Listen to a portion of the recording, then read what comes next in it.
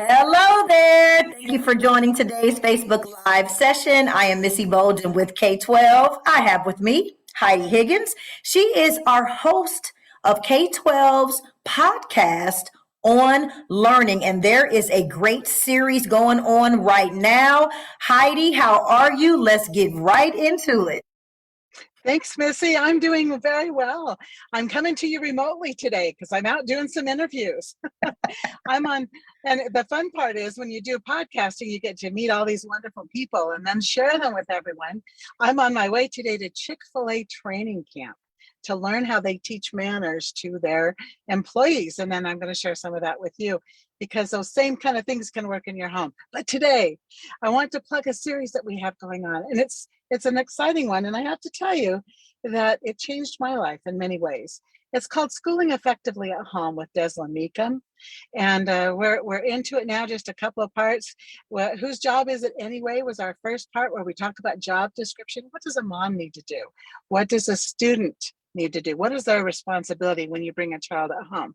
Part two was motivating, and trying to decide if your child is motivated by rewards or power, and then what to do about that. And then where does your motivation come in? Those are some good questions. The third one is one of my favorite. It's arguing, crying, and whining. Oh my.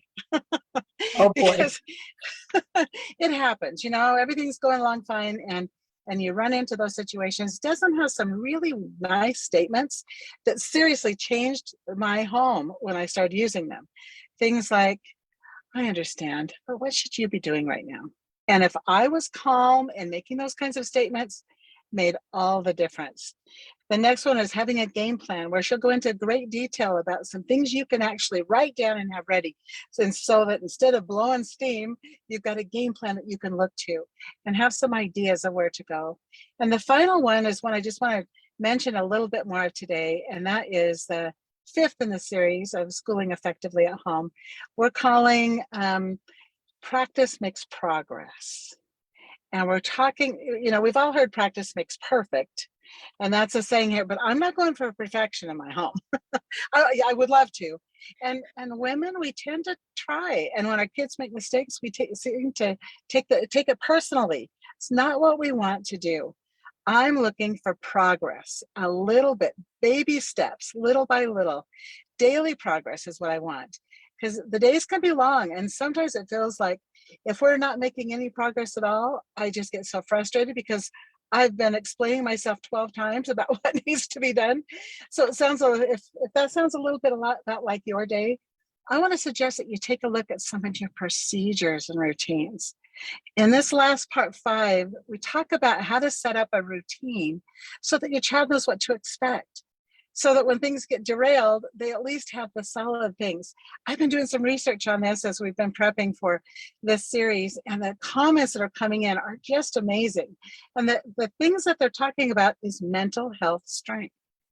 And in an earlier episode on a podcast, we talked about how the brain works in patterns. And if we develop routines with the kids, their morning routine, they get out of bed. Do they use an alarm clock or you wake them up? They get out of bed. What do they do then? Do they make their bed? Do they get dressed? Do they visit the restroom? Do they get all ready and then come have breakfast? What is your routine? It can be different in every home. But if there's a solid practice of what they're used to, it develops a pattern in their brain and it lets them get started for the day. And it eliminates so much on the mother scale. The reminder, the crying, arguing, and complaining that can come from us. It helps a lot. I really recommend this series. I hope that you'll tune in and join us on K12 On Learning and Schooling Effectively at Home. And then we've got some very fun things coming up. And I just did a little bit of a tip for the Chick-fil-A manners one. And we've got some other fun things. One about sleep. How do you get your child to sleep? How do you get to sleep when you've got worries and concerns? Those things are coming up. Missy, I hope they'll join us. And thanks for having me on today.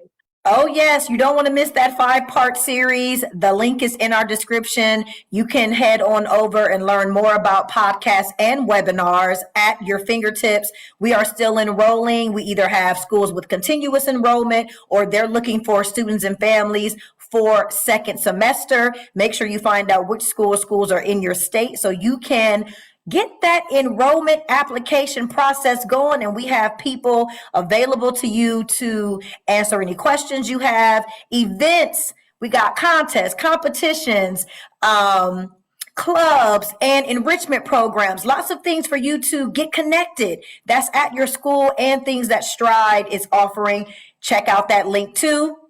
Heidi will be back because there's always great things happening at our podcast, K12 On Learning. Until then, we're going to get Heidi out of here because she's working. She's just working on the go. Something I also love about being a part of our K12 powered schools and Stride, you can still do your business and do it on the go. So Heidi, thank you so much for spending a little bit of your time with us today from the parking lot.